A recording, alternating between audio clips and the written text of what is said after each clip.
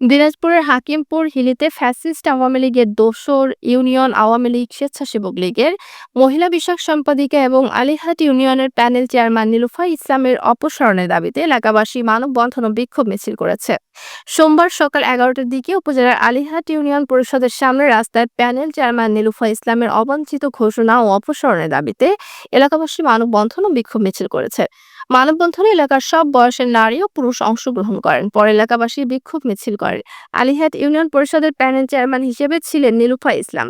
গত 5ই আগস্টের পরে ইউপি চেয়ারম্যান ও ইউনিয়ন আওয়ামী লীগের সাধারণ সম্পাদক আবু সুফিয়ান পলাতক থাকায় পরবর্তীতে পরিষদের কার্যক্রম সুষ্ঠুভাবে পরিচালনার জন্য সকল ইউপি সদস্য রেজুলেশনের সিদ্ধান্ত মোতাবেক জেলা প্রশাসক গত 19 নভেম্বর পরিষদের 2 নং প্যানেল চেয়ারম্যান আল ইমরানকে দায়িত্ব দেন। পরে জেলা প্রশাসকের সিদ্ধান্তের বিরুদ্ধে আদালতের আশ্রয় নেয় নীলুফা ইসলাম। আদালত নীলুফা ইসলামের পক্ষে রায় দেয়।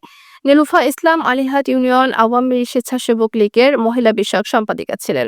আওয়ামী সরকার থাকাকালীন বিভিন্ন অনিয়ম দুর্নীতির অভিযোগে এলাকাবাসী আওয়ামী লীগের দোসর প্যানেল চেয়ারম্যান নীলুফা ইসলামকে পরিষদে বসতে দেবে না মর্মে তাকে অবাঞ্ছিত ঘোষণা ও তার অপসারণের দাবিতে মানববন্ধন ও বিক্ষোভ মিছিল করেন। নীলুফা এখন চেয়ারম্যান হিসেবে বসতে চাই। আমরা জনগণকে তাকে মানিয়ে দিতে পারি? আমরা নীলুফাকে চাই না।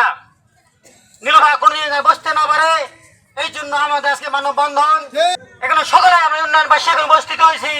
আমরা চাই উন্নয়নটা ভালোভাবে পরিচালনা হোক। এটাই আমাদের বক্তব্য যে আমরা সকলে এখানে আমরা কেউ চাচ্ছি না অশান্ত করার জন্য বিভিন্ন পায়তারা করতেছে। আমরা এ সকল কিছুর প্রতিবাদ জানাচ্ছি এবং অতি বিলম্বে তাকে অপসারণ করার জন্য জোর দাবি জানাচ্ছি।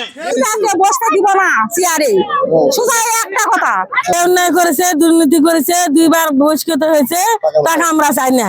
2বার পদত্যাগ চাই। আপনারা কি চান? আমরা নীলুফাকে চাই না।